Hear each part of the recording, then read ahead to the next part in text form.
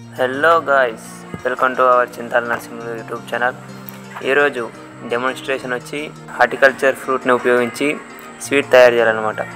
అంటే ఆ ఫ్రూట్ని మార్కెటింగ్లోనే సేల్ చేయకుండా వాటి ద్వారా ఉప ఉత్పత్తి అంటే స్వీట్ కానీ లేదా వేరే ప్రోడక్ట్ చేసి రైతులకి ఎక్స్ప్లెయిన్ చేయాలన్నమాట. ఈరోజు మేమైతే గోడంబిని ఉపయోగించి కాజు కట్లీ అనే స్వీట్ను తయారు చేయబోతున్నాం. ఈ వీడియో మొత్తం చూసి ఆ కాజు కట్లీ ఎలా తయారవుతుందో చూడండి. ముందుగా ఎంచుకున్న 2 కేజీల గోడంబిని పూర్తిగా వాటర్లో వాష్ చేసి వాటిని కాటన్ క్లాత్ పైన ఆరబెట్టి పూర్తిగా వాటర్ డ్రై అయ్యేంత వరకు అలా ఆరబెట్టాలన్నమాట. వాటర్ పూర్తిగా డ్రై అయిన తర్వాత వాటిని మిక్సీలో వేసుకొని గ్రైండింగ్ చేసుకోవాలన్నమాట. పొడిగా అనేది గ్రైండింగ్ చేసుకోవడం వల్ల స్వీట్ అనేది బాగా తయారవడానికి చాలా అవకాశం ఉంటుంది. కాజుని మిక్సీలో పొడిగా గ్రైండ్ చేసిన తర్వాత దాని టేస్ట్ చెకింగ్ అనేది చేయాలన్నమాట. ఎందుకంటే ఇలా టేస్ట్ చెకింగ్ చేయడం వల్ల ముందుగానే స్వీట్ అనేది ఎంత మోతాదులో ఉంటుందని ముందుగానే గమనించుకోవచ్చు.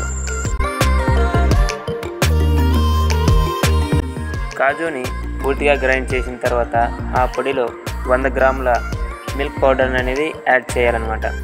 2 కేజీలకి 100 గ్రాముల మిల్క్ పౌడర్ అనేది యాడ్ చేసాం మేమైతే. అలా యాడ్ చేసిన మిల్క్ పౌడర్ని పూర్తిగా ఆ కాజు పొడికి అనేది కలిసేటట్టు మిక్స్ చేసుకోవాలి. అలా మిక్స్ చేసుకోవడం వల్ల పౌడర్ మొత్తానికి ఆ మిల్క్ పౌడర్ అనేది యాడ్ అయ్యి టేస్ట్ అనేది పెరిగే అవకాశం చాలా వరకు ఉంటుందన్నమాట.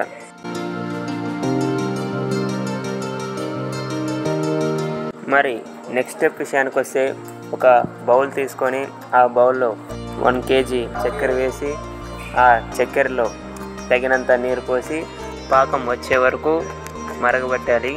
అలాగే నీరు పోసిన తర్వాత గరిటెతో తిప్పుతూనే ఉండాలి. అలా ఆపడం వల్ల అది గడ్డగట్టే అవకాశం చాలా వరకు ఉంటుంది. అందువలన కొంచెం టైం పట్టినా కలుపుతూనే ఉండండి.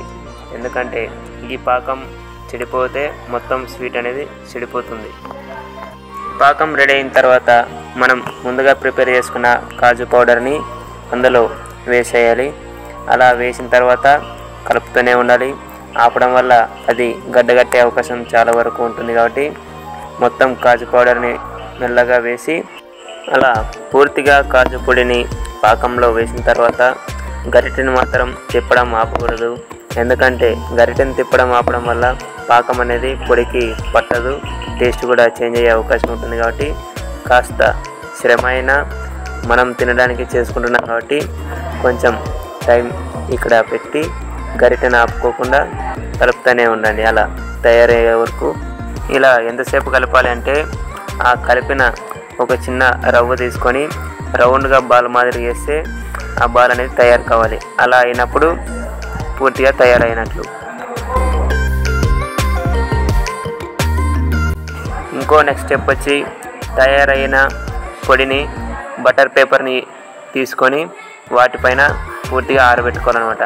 ఫ్యాన్ కింద మాత్రం అస్సలు ఆరబెట్టుకోకూడదు. ఎందుకంటే టేస్ట్ మారే అవకాశం ఉంది. కాబట్టి ఫ్యాన్ కింద కాకుండా న్యాచురల్గానే ఆరబెట్టుకోవాలి. బటర్ పేపర్ యూస్ చేయాలని అంత పక్కగా ఏం లేదు, కానీ ఎందుకంటే అది బటర్ పేపర్లో కాకుండా వేరే దాంట్లో వేస్తే అంత అతుక్కుపోతుంది. కాబట్టి బటర్ పేపర్ అనేది యూస్ చేస్తుంది.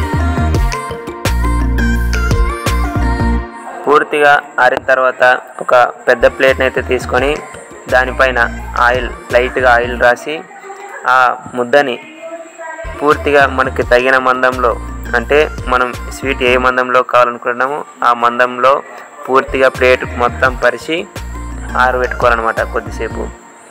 అలా ఆరిన తర్వాత మనం కావలసిన షేపులు అనేది కట్ చేసుకోవాలన్నమాట.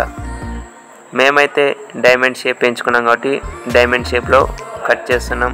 చూడండి, మొత్తానికి చాలా కష్టంతో కాజు కట్లీ అనే స్వీట్ని తయారు చేయడం జరిగింది. చూడండి, ఇలా మొత్తానికి మేము తయారు చేసిన స్వీట్ని మా హోస్ట్ ఫార్మర్స్కి అయితే మొత్తం అందరినీ పిలిచి వారికి ఇవ్వడం జరిగింది.